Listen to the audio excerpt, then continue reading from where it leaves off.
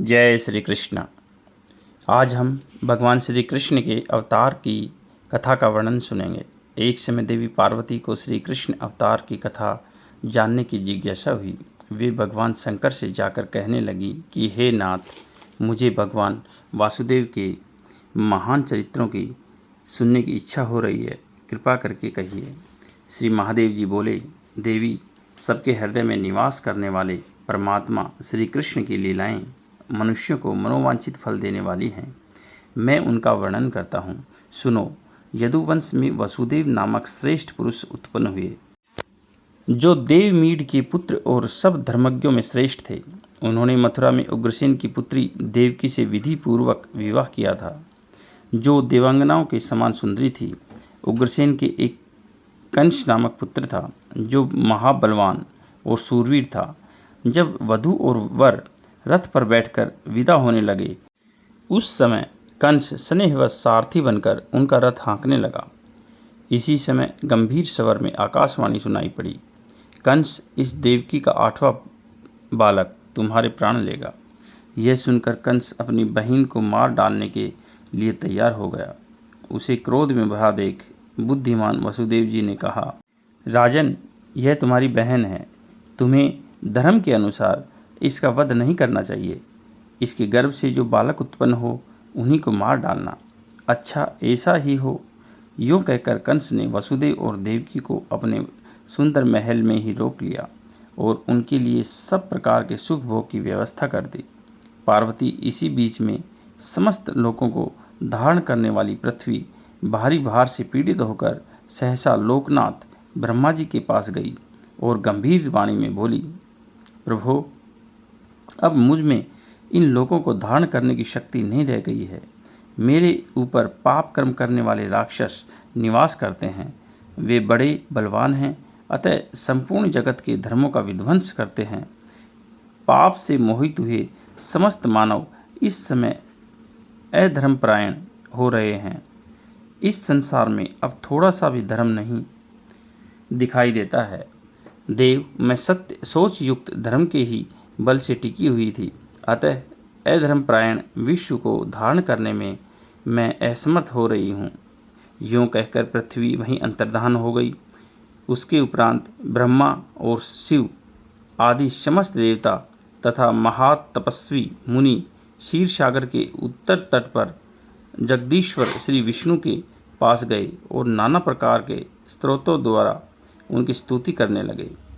इससे प्रसन्न होकर भगवान ने समस्त देवताओं और मुनीश्वरों से कहा, देवगण, तुम सब लोग यहाँ किस लिए आए हो?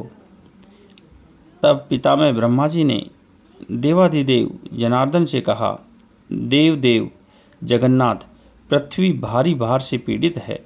इस समय संसार में बहुत से दुर्धर्ष राक्षस उत्पन्न हो गए हैं। जरासंध, कंस, प्रलंब और धेनुक आदि दुरात्मा सब लोगों को सता रहे हैं। अतः आप इस पृथ्वी का भार उतारने की कृपा करें। ब्रह्मा जी के ऐसा कहने पर संपूर्ण जगत का पालन करने वाली अविनाशी भगवान ऋषिकेश ने कहा, देवताओं, मैं मनुष्य लोक के भीतर यदुकुल में अवतार लेकर पृथ्वी का भार हटाऊंगा। यह सुनकर सब देवता भगवान जनार्दन को नमस्कार करके अपने अपने लोक में जा उन परमेश्वर का ही चिंतन करने लगे।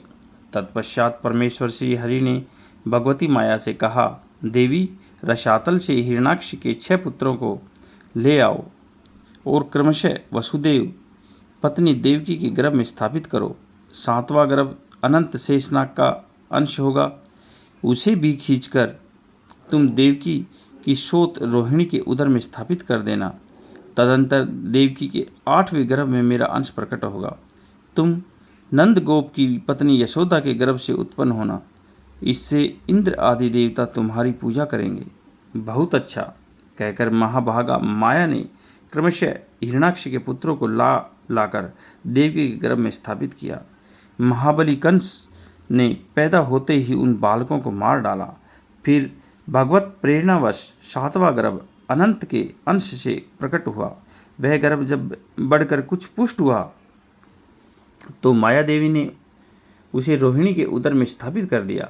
गर्भ का संकर्षण करने खींचने से उस बालक का जन्म हुआ, इसलिए यह संकर्षण नाम से प्रसिद्ध हुआ। भादों के कृष्ण पक्ष की अष्टमी तिथि को रोहिणी नक्षत्र में शुभ लगन का उदय होने पर रोहिणी देवी ने भगवान शंकरषण को जन्म दिया। तत्पश्चात साक्षात भगवान श्री हरि देवकी के गर्भ में आए। 8वें गर्भ से युक्त देवकी को देखकर कंस बहुत भयभीत हुआ। उस समय समस्त देवताओं के मन में उल्लास छा रहा था। वे विमान पर बैठे हुए आकाश से ही देवकी देवी की स्तुति किया करते थे। उसके उपरांत 10वां महीना आने पर श्रावण मास की कृष्णा अष्टमी को आधी रात के समय श्री हरि का अवतार हुआ। वसुदेव के पुत्र होने से वे सनातन भगवान वासुदेव कहलाए। संपूर्ण जगत के स्वामी भगवान श्री कृष्ण को देखकर वसुदेव जी ने हाथ जोड़कर नमस्कार करके उन्हें जगन्नमय प्रभु की स्तुति करने लगे। जगन्नाथ, आप भक्तों की इच्छा पूर्ण करने के लिए साक्षात कल्पवृक्ष हैं। प्रभु, आप स्वयं मेरे यहाँ प्रकट हुए, मैं कितना भाग्यवान हूँ। अहो, आज धरणीधर भगवान इस धरती के ऊपर मेरे पुत्र रूप में अवतीर्ण हुए हैं। पुरुषोत्तम, आपके इस अद्भुत ईश्वरीय रूप को देखकर महाबली एवं पापाचारी दानव सहन नहीं कर सकेंगे। वसुदेव जी के इस प्रकार स्तुति और प्रार्थना करने पर सनातन पुरुष भगवान पद्मनाभ ने अपने चतुर्भुज रूप को तिरोहित कर लिया और मानव रूप धारण करके वे 2 भुजाओं से ही शोभा पाने लगे। उस भवन में पहरा देने वाले जो दानव रहते थे, वे सब भगवान की माया से मोहित और तमोगुण से आच्छादित हो सो गए। इसी समय मौका पाकर भगवान की आज्ञानुसार वसुदेव जी भगवान को गोद में ले तुरंत ही नगर से बाहर निकल गए। उस समय सब देवता उनकी स्तुति कर रहे थे। मेघ पानी बरसाने लगे। यह देख महाबली नागराज शेष भक्तिवश अपने हजारों फनों से भगवान के ऊपर छाया करके पीछे पीछे चलने लगे।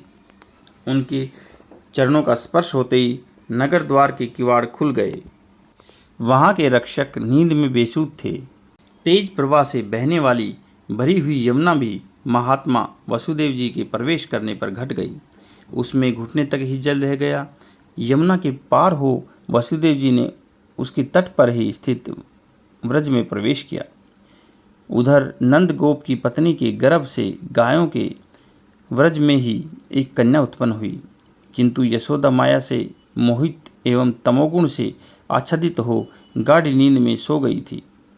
वसुदेव जी ने उनकी सैया पर भगवान को सुला दिया और उनकी कन्या को लेकर वे मथुरा चले गए। वहाँ पत्नी के हाथ में कन्या को देकर वे निश्चिंत हो गए। देवकी की सैया पर जाते ही वह कन्या बाल भाव से रोने लगी। बालक की आवाज़ सुनकर पहरेदार जाग उठे। उन्होंने कंस को देवकी के प्रसव होने का समाचार दे दिया। कंस तुरंत ही वहाँ आ पहुँचा और बालिका को लेकर उसने एक पत्थर पर पटक दिया, किंतु वह कन्या उसके हाथ से छूटने पर तुरंत ही आकाश में जा खड़ी हुई। वह कंस के सिर में लात मारकर ऊपर गई और 8 भुजाओं वाली देवी के रूप में दर्शन दे उससे बोली, ओ मूर्ख, मुझे पत्थर पर पटकने से क्या हुआ? जो तुम्हारा वध करने वाला है उनका जन्म तो हो गया। जो संपूर्ण जगत की सृष्टि, पालन और संहार करने वाले हैं, वे भगवान इस संसार में अवतार ले चुके हैं। वे ही तुम्हारे प्राण लेंगे। इतना कहकर देवी ने सहसा अपने तेज से संपूर्ण आकाश को आलोकमय कर दिया और वह देवताओं तथा गंधर्वों के मुख से अपनी स्तुति सुनती हुई हिमालय पर्वत पर चली गई। देवी की बात सुनकर कंस का हृदय उद्गिन हो उठा। उसने भय से पीड़ित हो प्रलंब आदि दानवीरों को बुलाकर कहा, वीरों, हम लोगों के भय से समस्त देवताओं ने क्षीर सागर पर जाकर विष्णु से राक्षसों के संहार के विषय में बहुत कुछ कहा है। उनकी बात सुनकर वे अविनाशी धरणीधर यहाँ कहीं मनुष्य रूप में उत्पन्न हुए हैं। अतः आज इच्छानुसार रूप धारण करने वाले तुम सभी राक्षस जाओ और जिन बालकों में कुछ बल की अधिकता जान पड़े उन्हें बेखटके मार डालो। ऐसी आज्ञा देकर कंस ने वसुदेव और देवकी को आश्वासन दे उन्हें बंधन से मुक्त कर दिया और स्वयं अपने महल में चला गया। तत्पश्चात वसुदेव जी नंद के उत्तम व्रज में गए। नंदराय जी ने उनका भली भांति स्वागत सत्कार किया। वहाँ अपने पुत्र को देखकर वसुदेव जी को बड़ी प्रसन्नता हुई और उन्होंने नंद रानी यशोदा से कहा, देवी रोहिणी के पेट से पैदा हुए मेरे इस पुत्र बलराम को भी तुम अपना ही पुत्र मानकर इसकी रक्षा करना। यह कंस के डर से यहाँ लाया गया है। दृढ़तापूर्वक उत्तम व्रत का पालन करने वाली नंद पत्नी ने बहुत अच्छा कहकर वसुदेव जी की आज्ञा शिरोधार्य की और दोनों पुत्रों को पाकर वे बड़ी प्रसन्नता के साथ उनका पालन करने लगी। इस प्रकार नंदगोप के घर अपने दोनों पुत्रों को देख रखकर वसुदेव जी निश्चिंत हो गए और तुरंत ही मथुरापुरी को चले गए। तदंतर वसुदेव जी की प्रेरणा से किसी शुभ दिन को गर्ग जी नंदगोप के व्रज में गए। वहाँ के निवासियों ने उनकी बड़ी आवभगत की। फिर उन्होंने गोकुल में वसुदेव के दोनों पुत्रों के विधि पूर्वक जातकर्म और नामकरण संस्कार कराए। बड़े बालक के नाम उन्होंने शंकर्षण, रोहिणी, बलभद्र, महाबल और राम आदि रखे तथा छोटे के श्रीधर, श्रीकर, श्री कृष्ण, अनंत, जगतपति, वासुदेव और ऋषिकेश आदि नाम रखे। लोगों में ये दोनों बालक क्रमशः राम और कृष्ण के नाम से विख्यात होंगे। ऐसा कहकर द्विज श्रेष्ठ गर्ग ने पितरों और देवताओं का पूजन किया और स्वयं भी ग्वालों से पूजित होकर मथुरा में लौट आए। एक दिन की बात है, बालकों की हत्या करने वाली पूतना कंस के भेजने से रात में नंद के घर आई। उसने अपने स्तनों में विष लगा रखा था।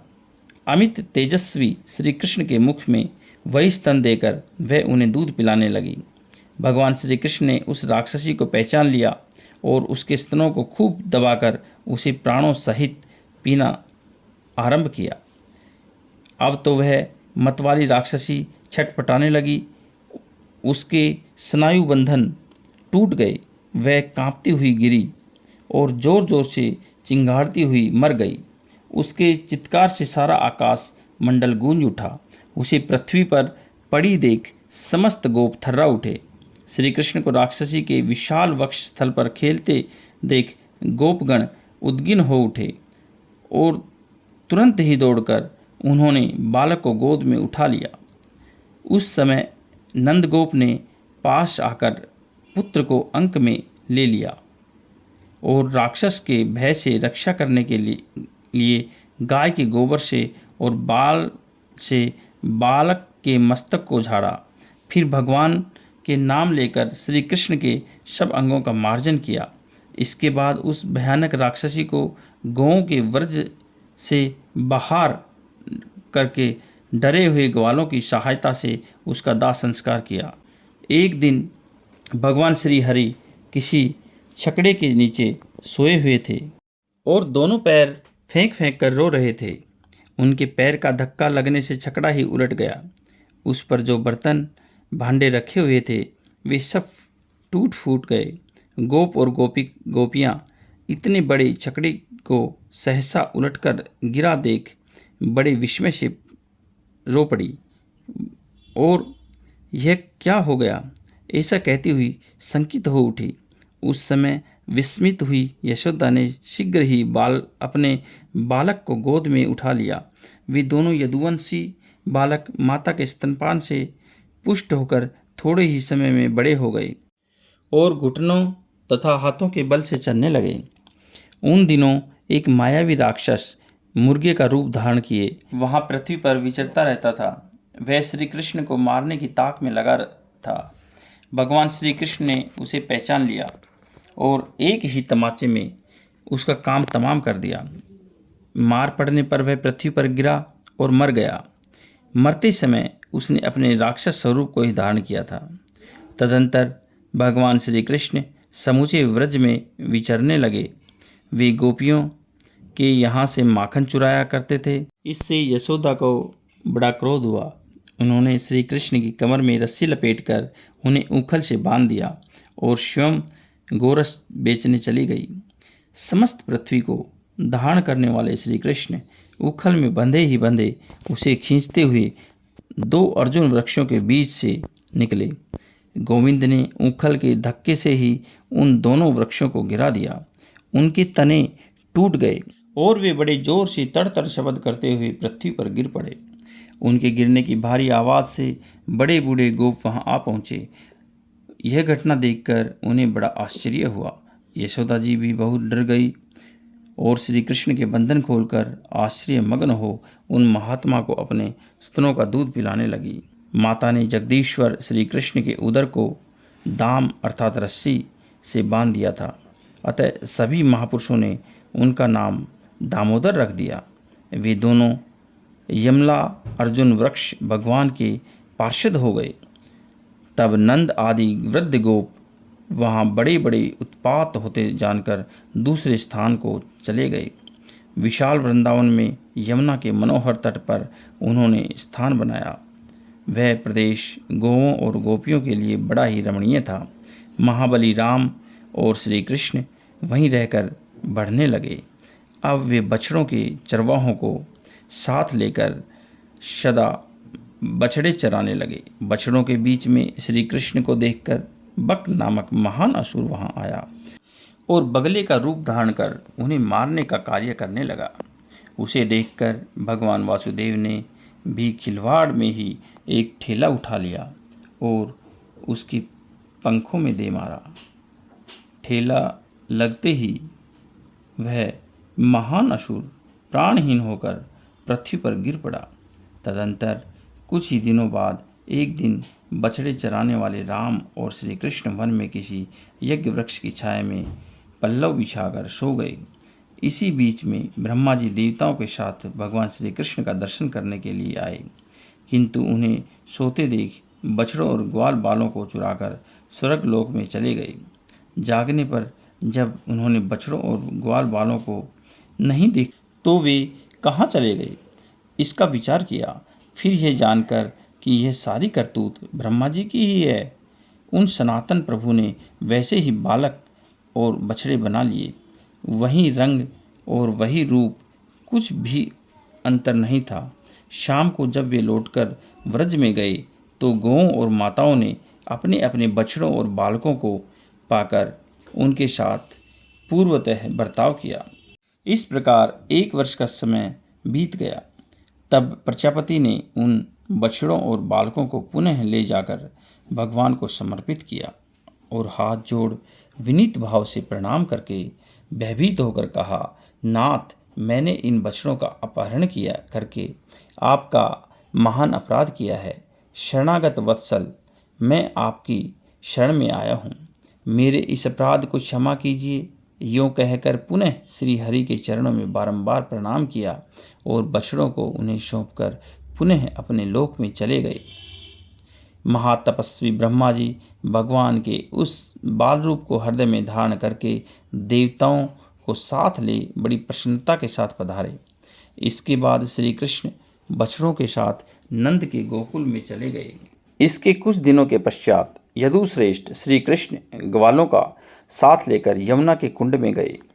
वहाँ बड़ा विषैला और बलवान नागराज कालिया रहता था। उसके 1000 फन थे, किंतु भगवान ने अपने एक ही पैर से उसके हजारों फनों को कुचल डाला और जब वह प्राण संकट में पड़ गया तो होश में आने पर उसने भगवान की शरण ली। उसका सारा विष तो निकल ही गया था। शरण में आने पर भगवान ने उसकी रक्षा की।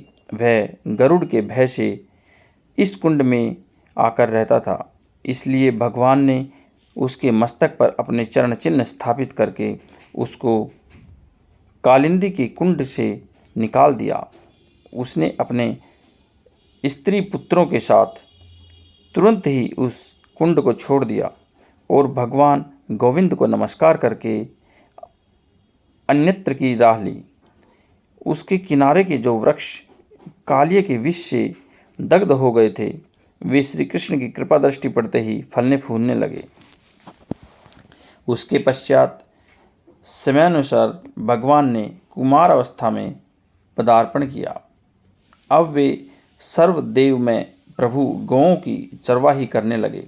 वे अपने समान अवस्था वाले ग्वालों को साथ ले मनोहर वृंदावन में बलराम जी के साथ विचरा करते थे। वहाँ एक अत्यंत भयानक असुर था जो अजगर सांप के रूप में रहता था। वह विशालकाय दैत्य मेरू पर्वत के समान भारी था, परंतु भगवान श्री कृष्ण ने उसको भी मौत के घाट उतार दिया। उसके बाद वे धेनुकासुर के वन में गए, जो ताड़ के वृक्षों से बहुत सघन प्रतीत होता था। उसके भीतर धेनुक नामक एक पर्वताकार दानव रहता था, जिसको परास्त करना बहुत ही कठिन था। वह सदा गधे के रूप में रहता था। भगवान ने उसके दोनों पैर पकड़कर ऊपर फेंक दिया और ताड़ के वृक्ष से उसको मार डाला। फिर तो वन में ग्वाले खेलते फिरे।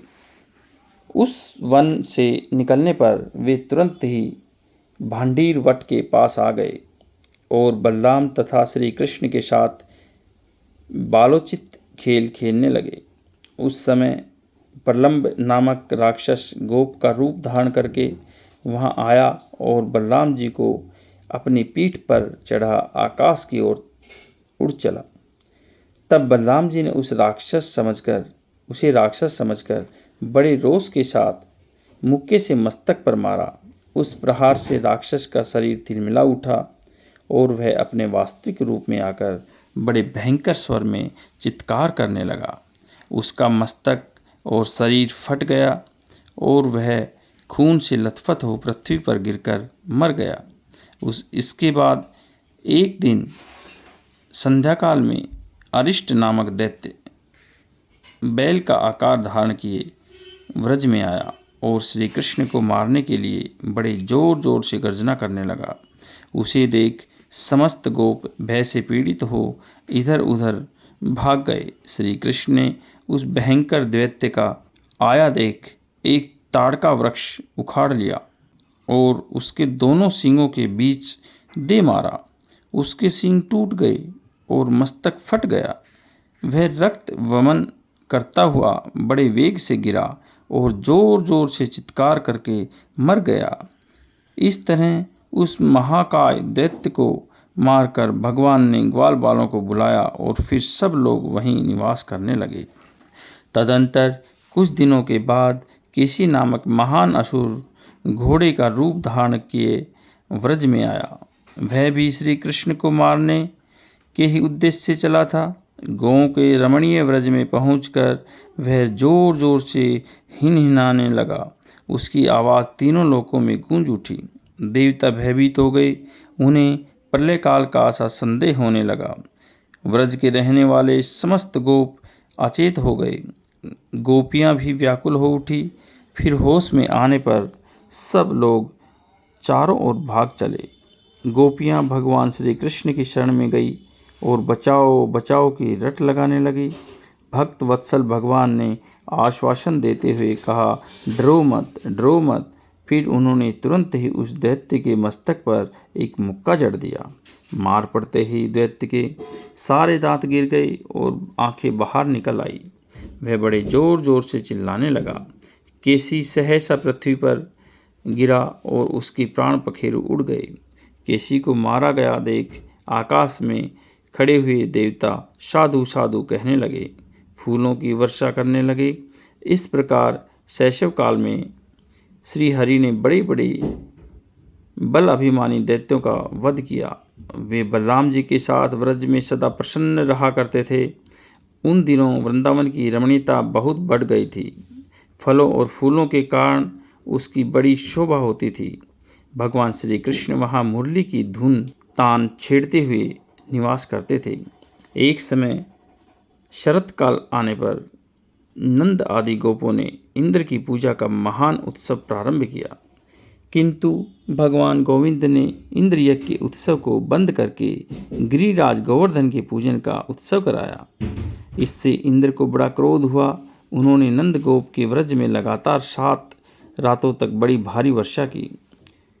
तब भगवान जनार्दन ने गिरिराज गोवर्धन को उखाड़ लिया और गोप गोपियों तथा गौओं की रक्षा के लिए उसे अनायास ही छत्र की भांति धारण कर लिया। पर्वत की छाया के नीचे आकर गोप गोपियां बड़े सुख से रहने लगी, मानो वे किसी महल के भीतर बैठी हों। यह देख सहस्र नेत्रों वाले इंद्र को बड़ा भय हुआ। उन्होंने बड़ी घबराहट के साथ उस वर्षा को बंद कराया और स्वयं वे नंद के व्रज में गए। वर्षा बंद होने पर भगवान श्री कृष्ण ने उस महान पर्वत को पहले की भांति यथास्थान रख दिया। नंद आदि बड़े बूढ़े गोप गोविंद की सराहना करते हुए बहुत विस्मित हुए। इतने में ही इंद्र ने आकर भगवान मधुसूदन को प्रणाम किया और हाथ जोड़ हर्ष गदगद वाणी में उनकी स्तुति की। स्तुति के पश्चात सब देवताओं के स्वामी इंद्र ने अमृतमय जल से भगवान गोविंद का जलाभिषेक किया और दिव्य वस्त्र तथा दिव्य आभूषणों से उनकी पूजा की। इसके बाद वे स्वर्गलोक में गए। उस समय बड़े बूढ़े गोपों और गोपियों ने भी इंद्र का दर्शन किया। इंद्र से सम्मानित होने पर उन्हें बड़ी प्रसन्नता हुई। इस प्रकार पराक्रमी बलराम और श्री कृष्ण नंद के रमणीय व्रज में रहकर गौओं और बछड़ों का पालन करने लगे। हरि ओम तत्सत। बोलिए श्री कृष्ण भगवान की जय। ओम नमो भगवते वासुदेवाय। ओम नमो भगवते वासुदेवाय। हरे कृष्णा कृष्णा कृष्णा हरे हरे, हरे राम राम राम हरे हरे। जय श्री कृष्ण।